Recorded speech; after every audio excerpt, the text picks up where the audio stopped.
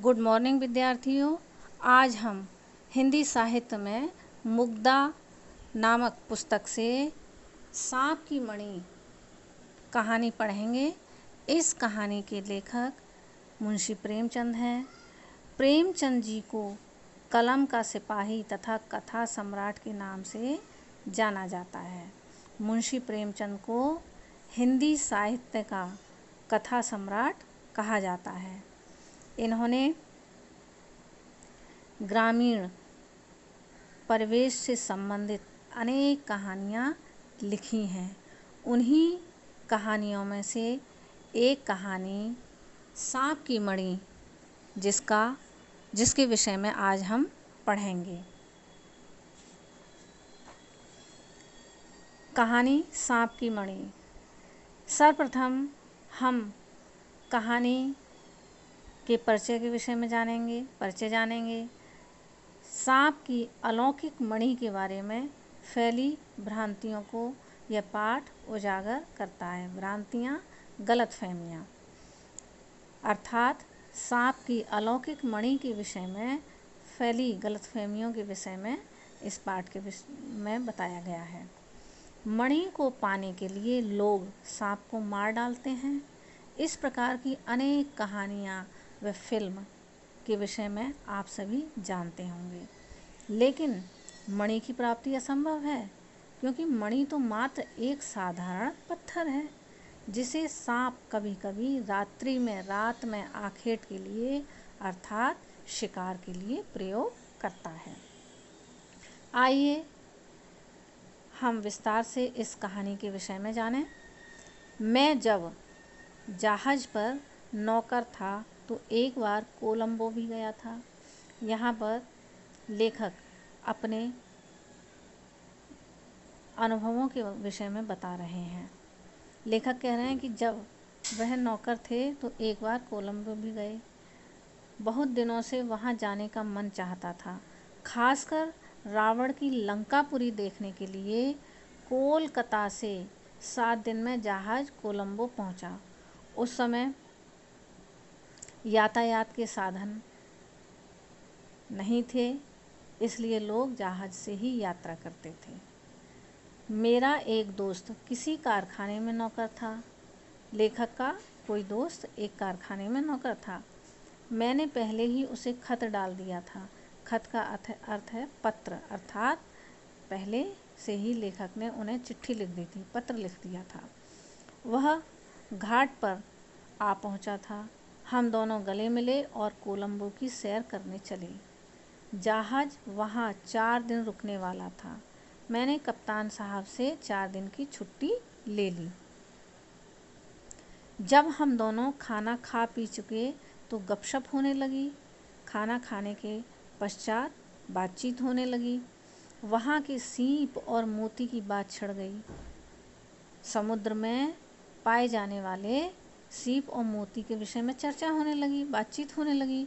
मेरे दोस्त ने कहा, ये सब चीज़ें तो यहाँ समुद्र में से निकलती हैं, आसानी से मिल ही जाएंगी, मगर मैं तुम्हें एक ऐसी चीज़ दूंगा जो शायद तुमने कभी ना देखी हो।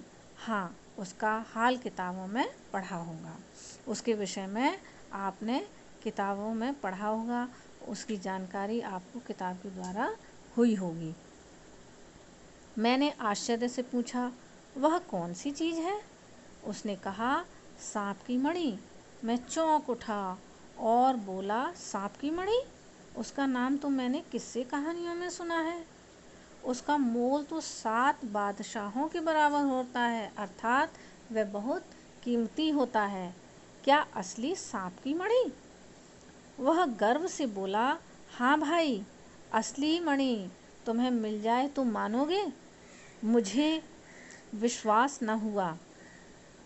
वह बोला, यहाँ 50 किस्म के सांप हैं, मगर मणि एक ही तरह के सांप के पास होती है। उसे कालिया कहते हैं, अर्थात जिस सांप के पास मणि पाई जाती है उस सांप का नाम कालिया है, उसे कालिया नाम से पुकारते हैं। यह बात तो है ही कि यह चीज़ बहुत मुश्किल से मिलती है। 50 में शायद एक के पास निकले। मगर मिलती ज़रूर है। मैंने सुना था कि सांप मणि को अपने सिर पर रखता है, मगर यह बात गलत निकली। मेरे दोस्त ने कहा कि मणि उसके मुंह में होती है। मैंने आश्चर्य से पूछा, तो मुंह के अंदर से चमक कैसे नजर आती है? दोस्त ने हंसकर कहा, जब उसे रोशनी की ज़रूरत होती है तो वह किसी साफ पत्थर पर उसे सामने रख देता है। उस वक्त जरा भी खटका हो तो वह झट मणि को मुंह में दबाकर भाग जाता है। उसकी यह आदत है कि जहाँ एक बार मणि को निकालता है वहीं बार बार आता है। मैं आज अपने आदमियों से कह देता हूँ कि वे लोग कहीं न कहीं से ज़रूर खबर लाएंगे। 2 दिन गुजर गए। तीसरे दिन शाम को मेरे दोस्त ने मुझसे कहा, लो भाई, मणि का पता चल गया। मैं झट उठ खड़ा हुआ और अपने दोस्त के साथ बाहर आया।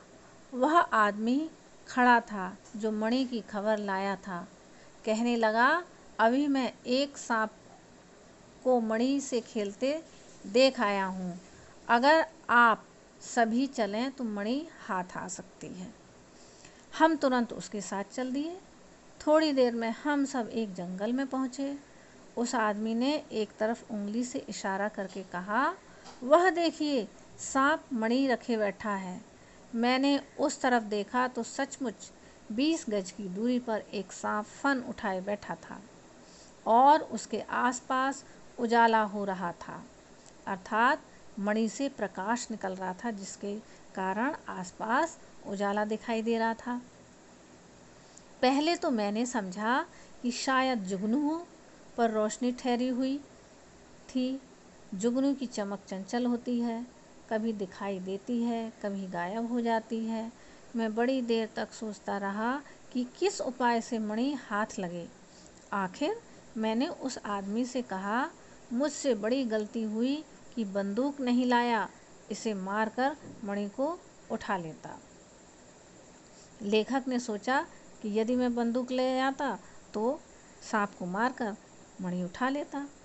उस आदमी ने कहा, बंदूक की कोई ज़रूरत नहीं साहब, आप थोड़ी देर रुकिए, मैं अभी आया। यह कहकर वह कहीं चला गया। थोड़ी देर बाद वह कुछ हाथ में लिए लौटा। मैंने पूछा, तुम्हारे हाथ में क्या है? उसने कहा, कीचड़।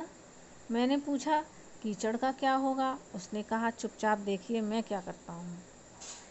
वह चुपके से एक पेड़ पर चढ़ गया और मुझे भी चढ़ने का इशारा किया। मैं भी ऊपर चढ़ा। तब वह डालियों पर होता हुआ ठीक सांप के ऊपर आ गया और एकाएक उस मणि पर कीचड़ फेंक दिया। इस प्रकार से उन्होंने मणि पाने की कोशिश की। अंधेरा छा गया। सांप घबराकर इधर उधर दौड़ने लगा। थोड़ी देर बाद पत्तियों की खड़खड़ाहट बंद हो गई। मैंने समझा सांप चला गया। मैं पेड़ से उतरने लगा। उस आदमी ने मुझे पकड़ लिया और कहा, भूलकर भी नीचे ना आइए, नहीं तो घर तक ना पहुँचिएगा। वह सांप यहीं पर कहीं ना कहीं छिपा बैठा है। हम दोनों ने उस पेड़ पर ही रात काटी। दूसरे दिन सुबह होते ही दोनों इधर उधर देखकर नीचे उतरे। साथी ने कीचड़ हटा दिया। मणि नीचे पड़ी थी। मैं खुशी के मारे मतवाला हो गया।